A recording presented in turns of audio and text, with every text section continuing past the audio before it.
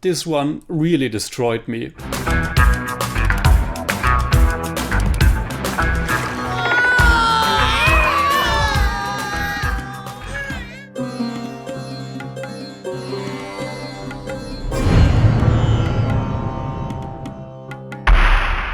Servus Freunde, my name is Jimmy Cage and Mimi is a brand new Hindi language comedy drama that was just released on Netflix and Jio Cinema. It was directed by Laxman Utekar, who also co-wrote the screenplay with Rohan Shankar. It is a remake of the 2011 National Film Award winning Marathi movie Malai Vaishai. But unfortunately I only knew that after I have already seen the film, because normally I always try to go with the original first. But here we are. Mimi tells the heartwarming story of a young woman played by Kriti Sanon who opts to become a surrogate mother for an American couple, so that she can use the money and follow her dream of becoming a Bollywood star after giving birth to their child. But of course, things are not going as planned, and Mimi is confronted with a tremendously challenging new situation that also involves all the people around her. From her family, her best friend Sharma, played by the wonderful Tamhankar, to the man who helped the couple to specifically pick her, Banu Pandey, played by the great Pankaj Tripathi. The story moves in unexpected ways, and I would really recommend not to watch the full trailer because it already gives away a lot. At one point, Mimi's father is wondering how many twists and turns are happening in Mimi's own life story, and because of that, I also don't really want to talk too much about the actual story. Mimi begins as a rather light-hearted comedy, but then really kicks into the next gear when things are taking an unexpected turn. At the end of it, I was super invested. I was laughing, I was crying, I was even cursing at the TV, and this won't be a big surprise, but it was mostly at this American couple. But thankfully, Mimi isn't a movie that just creates a good versus bad narrative with our innocent young Indian woman on one side and a selfish, privileged foreign couple on the other. I mean, that's true to a certain degree, but the couple is also not portrayed as evil.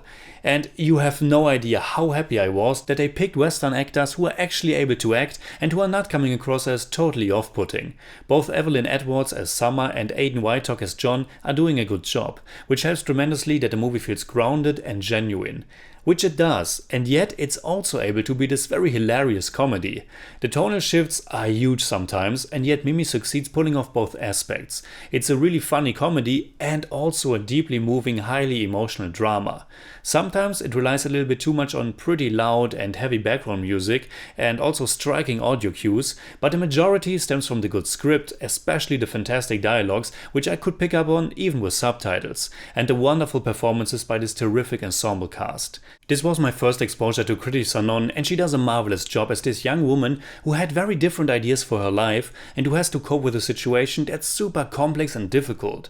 It's also this whole messed up situation that I found so engaging and fascinating, because there's absolutely no easy way out and also no clear right way to handle it.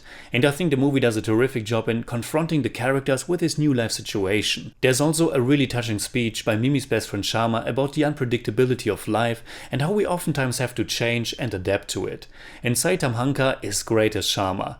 To me, it felt like she's the one who is grounding the movie with a calm and nuanced performance. Sharma isn't just Mimi's anchor in life, but Tamhankar is also what anchors the movie. Another beautiful speech is delivered towards the end by Pankaj Tripathi's character Banu. I have seen Pankaj Tripathi in several films by now, and I think he's gold in every one of them.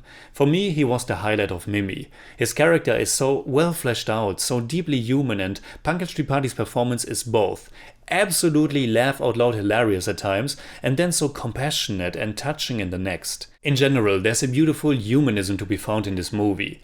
Pretty much all characters' lives are influenced by Mimi's surrogate pregnancy, and the movie perfectly capitalizes on that for great comedy and great drama. It challenges the characters and the audience, confronts them and us with a lot, and it of course addresses social issues and tensions.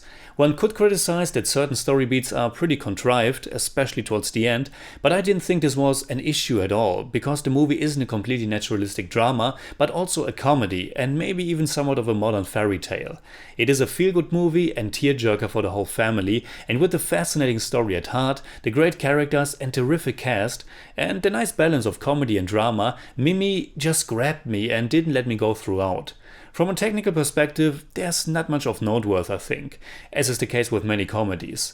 There aren't any profound stylistic choices, but what we do have is a pretty wonderful score that was composed by none other than Rahman, with songs that perfectly accompany and highlight Mimi's personal journey and emotional arc. So in German I'd say, Mimi ist ein wundervoller, herzerwärmender Film, der sich einem wirklich komplexen Thema annimmt und es auf leichtfüßige, aber doch immer ehrliche und berührende Art und Weise behandelt. I give Mimi 8 out of 10. It's more like 7.8, but I don't do that.